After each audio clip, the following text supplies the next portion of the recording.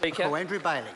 Mr Speaker, before I start, I just want to acknowledge the passing of Tahuna Mahinik, who was a leader of Ngāti Tiata in my electorate, played a pivotal role in leading that iwi, and he's been cut down in his prime. And I just want to share my condolences and sympathy with not only the family but also the iwi. Mr Speaker, it's interesting listening to that speech from the previous speaker. Sometimes you must wonder whether we're actually in the same place. And I just don't even know where some of those figures came from, because I've been trying to find out where he even dragged up some of those figures, which I think in some cases are totally wrong. But, Mr Speaker, what I'm going to talk about today is this government has four key things it's trying to achieve. One is returning this country back to surplus and reducing debt. There's a point of order. Stuart Nash, point of order. Mr Speaker, page 4, budget. That's not a point of order. That's wasting the House's time. Andrew Bailey. The second thing we're trying to do is we want to make this economy much more productive and competitive. Thirdly, we want to deliver better value from the public service, and again we're going to pick that point up. And fourthly, we do and have continued to support the efforts in Christchurch, and I note we've spent $17 billion over the last few years trying to get Christchurch back into shape. But, Mr Speaker, just dealing with the first point, returning this country back to surplus, well, guess what? We've already achieved that. We have taken this country from an $18 billion deficit in 2011 back to a surplus, 414, and from here, even with the Treasury forecast, we're going to be around budget but continuing to grow those surpluses over time. And Mr Nash, I suggest you stay and learn something before you take off. And of course, we just reported in the last 7 months, the end of January, Mr Nash, that we've achieved an even higher budget surplus than we were projecting, which is close on $1 billion.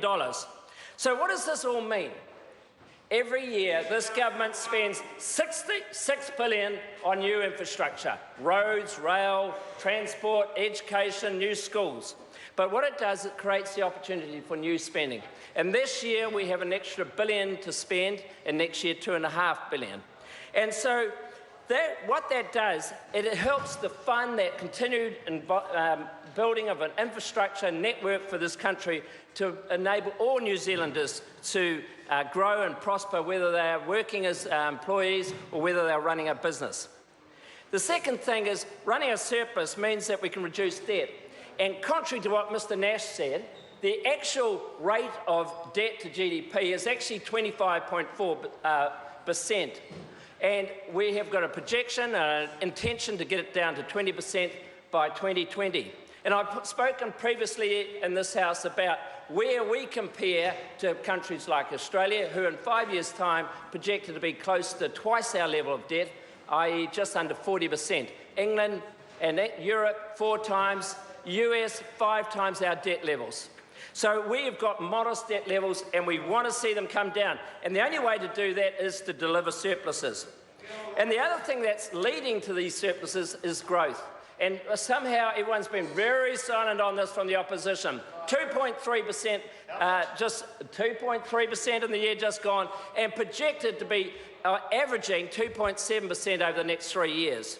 And then, of course, what does that all mean? It means we can actually start to see wage growth and see people getting paid more, families earning more. So it's interesting, when we look at the wage growth in 2015, 3.1, Mr Cosgrove, 3.1, compared to one of our lowest inflation rates of 0.1%.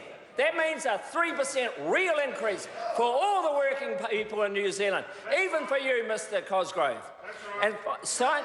And also what that means, they are also continuing to benefit our households, our working people, from low interest rates because we've got low inflation. And also fuel costs and all those other stuff. So we're starting to see some real benefits coming to our hard-working New Zealanders. And then when you overlay that with those recent policy announcements around our social initiatives, not only the free access to health care for under 13 that was brought in last year, but the recent budget announcement, nearly $800 million that was going towards people earning less than $36,500, getting a $25 increase per week. That's a real increase for those people.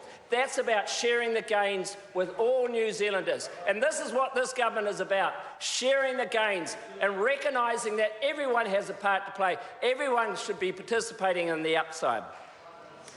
Mr. Speaker, I now want to turn to the second one of our initiatives, which is about making our economy more productive and competitive. And by running a good economy, it means that we can start to help businesses in an even more meaningful way. We're limited, and this is where the opposition, I find, start to stray into saying that the government should be doing these things and this and that. Often we don't have jurisdiction over them. We cannot influence what goes on in the business sector. What we can do is make sure we've got the right policy settings. And so, interesting, what we can do. What have we done? ACC, we've basically written off $2 billion of levies, reduced them by $2 billion, and I note in the last budget we cut it by $430 million.